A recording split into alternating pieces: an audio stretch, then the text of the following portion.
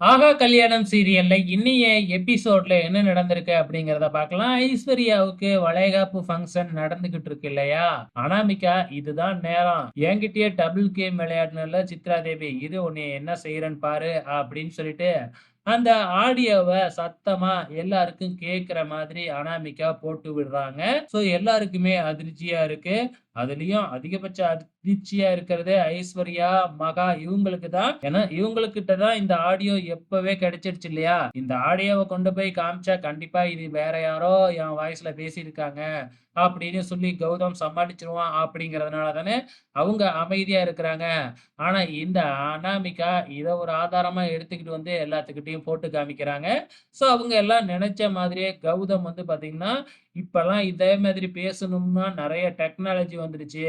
வேணும்னே அனாமிகா எங்கள மாட்டி விடணுங்கிறதுக்கோசரமே வந்து பார்த்தீங்கன்னா, ஏஐ டெக்னாலஜி மூலியமா இப்படி பேச வச்சிருக்கிறாங்க. நீ வேணா பாரு, நான் இப்போ ஒரு ஆடியோ ப்ளே பண்றேன் அப்படின்னு சொல்லிட்டு, கௌதம் அவரோட மொபைல் எடுத்து ப்ளே பண்றாப்ல. அதே டயலாக்கு சூர்யா, மகா எல்லாருமே பேசுற மாதிரி இருக்கு.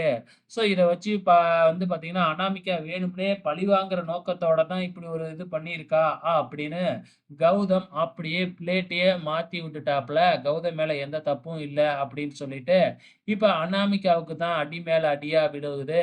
மறுபடியும் ஃபங்ஷன் ஸ்டார்ட் ஆகுது. இந்த பக்கம் நம்ம மகா, கோடீஸ்வரி இவங்க வந்து மனசுக்குள்ளாரயே நெனைக்கிறாங்க. கௌதம போட்டு பொல பொலன்னு பொளக்குற மாதிரி. ஆனா வந்து அது எல்லாமே கனவா தான் இருக்கு. எதுவுமே பண்ண முடியலையே அப்படின்னு ரொம்பவுமே ஃபீல் பண்ணிக்கிட்டு இருக்கிறாங்க. ஸோ இப்ப வளைகாப்பு ஃபங்ஷனும் நடந்து முடிய போகுது. என்ன நடக்கப் போகுது அப்படிங்கிறத அடுத்த வாரம் பார்க்கலாம்.